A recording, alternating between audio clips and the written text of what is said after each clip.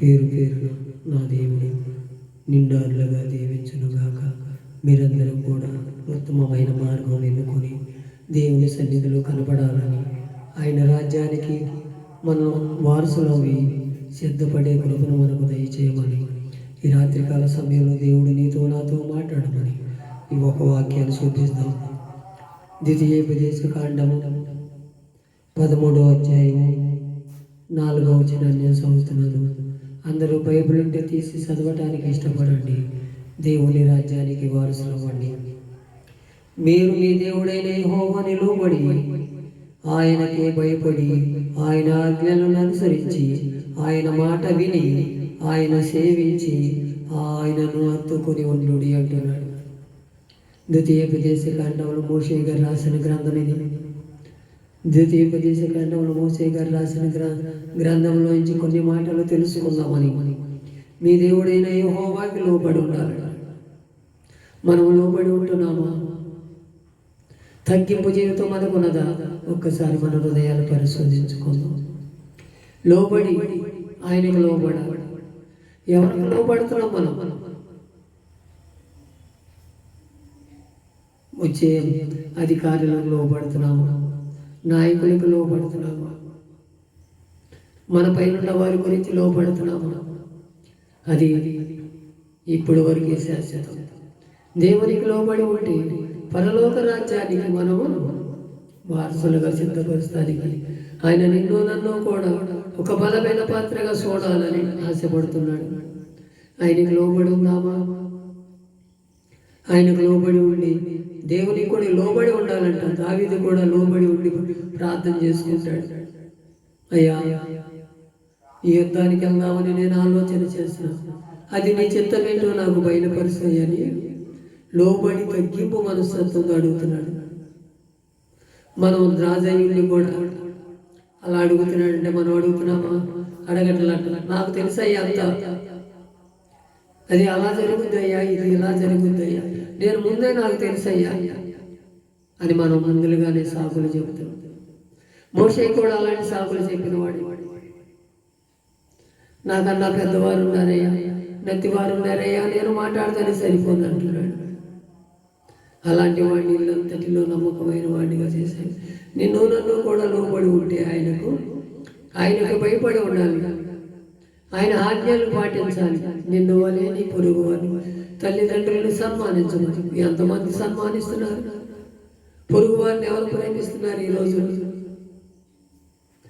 మనం ఎప్పుడైనా తల్లిదండ్రులు సన్మానించేవాళ్ళం అంటున్నాము?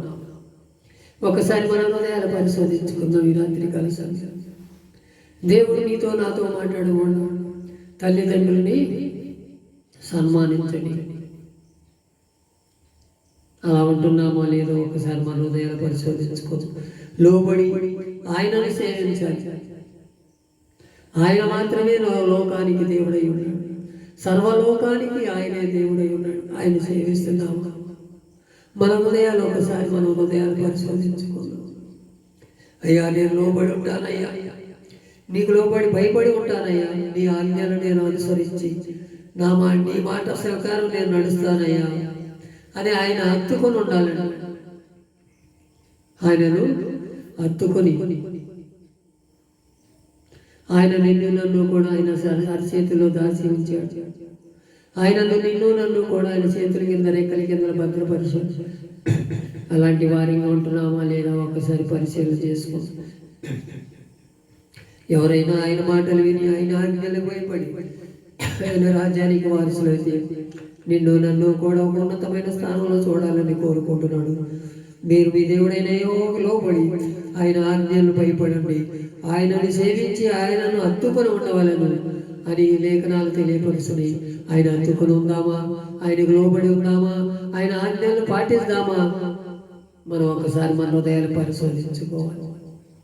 మనం పరిశోధించుకొని రాత్రికాల సమయంలో ముందుకు నడవాలి. మనం అలాంటి స్థితిలో ఉండాలి. ప్రతి విషయంలో కూడా దేవా, నీ చిత్తమేంటో నాకు బయలుపరుసయ్యా. నేను పలాని పని మీద వెళ్తున్నానయ్యా, పిల్ల వివాహం పని మీద వెళ్తున్నానయ్యా, పిల్లోడికి వివాహం పని మీద వెళ్తున్నానయ్యా, ఆ వివాహం సఫలం చేయాలి. ఆయన ఎప్పుడైనా మనం అడిగామా? ఆయనకు లోబడి ప్రార్థన చేశాము. ఆయన లోబడి ఆయన ఆజ్ఞలు పాటించామా? ఒక్కసారి మన హృదయాలు పరిశోధించుకు ముందుకు సాగుదాం. ఆయన లోబడే వారే ఉందాం, ఆయన ఆజ్ఞలు పాటిద్దాం, ఆయన హత్తుకొని ఉందాం, ఆయన హత్తుకొని ఆయన జీవితాన్ని కొనసాగించే వారే ఉందాం. అలాంటి స్థితిగతిలో నిన్ను నన్ను చూడాలని ఆశపడుతున్నాడు. ఇది కీర్తనల గ్రంథము 119 కీర్తన 25వ వచనం నేను చదువుతున్నాను. నా ప్రాణమా మట్టిని అంటుకొనిచున్నది, నీ వాక్యం చేత నన్ను బ్రతికించము అంటున్నాడు ఇక్కడ కీర్తనకారుడు.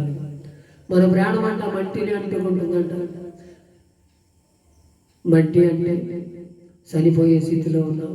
నీ వాక్యం చేత నన్ను బతికించాయని మనం ఎప్పుడూ కూడా ఆయన ప్రాధేయపడాలి. నీ చిత్తమేంటో నాకు బయలుపరిచాయి. మట్టిని నా ప్రాణం మట్టిని అంటుకుంటున్నానే, మట్టిలో పుట్టిన వాడిని మట్టిలో కలిసిపోతానేమో. నీ వాక్యం చేత నేను కట్టబడలేకపోతున్నానేమో, నీ వాక్యంలో నేను నడవలేకపోతున్నానేమో, నీ వాక్యాన్ని నేను అందుకొని ఉండలేకపోతున్నానేమో. నన్ను ఒకసారి జ్ఞాపకం చేసుకోయ్యా. అయ్యా, మట్టిలో కలిసిపోయేది ఆత్మ నువ్వు ఇచ్చినది కాబట్టి నీ వాక్యం చేత నన్ను బతికించయ్యని మనం ఏ రోజైనా అడగగలిగాము? నీ చిత్తమేంటో నాకు బయలుపరిచయ్యా. నీ చిత్తానుసారంగా నేను ఉంటానయ్యా, నిన్ను నేను అందుకొని ఉంటానయ్యా, నీ ఆజ్ఞలు పాటిస్తానయ్యా, నీ ప్రేమను నేను చూస్తానయ్యా అనే ఆలోచనలో ఉండాలి తప్ప మనం దేవుని మీద సనకూడదు. దేవుని నిత్య రాజ్యానికి వారసులోనూ అలాంటి వారికి ఉండాలని దేవుడు కొట్టుకుంటున్నాడు. కీర్తనలు 119:31 కూడా చదివి ప్రార్థన చేసుకుంది. యెహోవా, నేను నీ శాసనమును హత్తుకొని ఉన్నాను, నన్ను సిగ్గుపడనియ్యకుము. దీనంట శాసనములంట.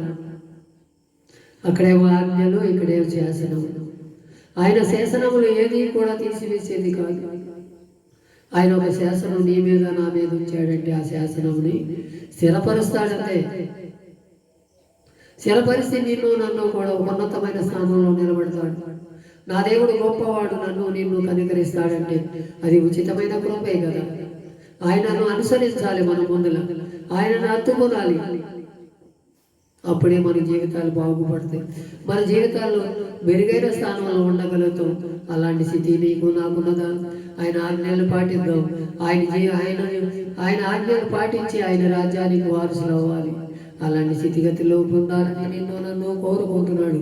అయ్యా, నీ వాక్యం చేత నన్ను బతికించయ్యా, నీ చిత్తానుసారంగా నిన్ను అందుకుంటానయ్యా, నీ కృపలో నన్ను దాసయ్యా అని ఒక తీర్మానం చేసుకుని ముందుకు అడిగితే, అయ్యా నన్ను సిగ్గుపడనీయక నీ వాక్యంతో నన్ను బతుకనీయు చేయ. అయ్యా, లోకులు చూస్తే నన్ను అవహేళన చేస్తున్నారయ్యా. అయ్యా, లోకాశంలో నేనుంటున్నానేమో, ఒక్కసారి నా హృదయాన్ని పరిశోధించిన ఆయన. అయ్యా, నీ వాక్యం చేత నన్ను అందుకోనైనా, నన్ను సిగ్గుపడనీకయ్యా అని మనం ఎప్పుడైనా తీర్మానం చేసుకుని ప్రార్థన చేస్తే ఆయన నిన్ను నన్ను కూడా అందుకునటానికి సిద్ధపడతాడు. ఆయన చేతుల్లో భద్రపరిచి నిన్ను నన్ను మేలైన మార్గంలో నడిపించి ముఖ్య రాజ్యానికి వారసులుగా చేస్తాడు. అలాంటి స్థితిగతుల్లో నిన్ను నన్ను కూడా ముందుకు సాగుతాం. ఈ మాటలు దేవుడి వినికిడిలో దీవించి ఆశీర్వదించును.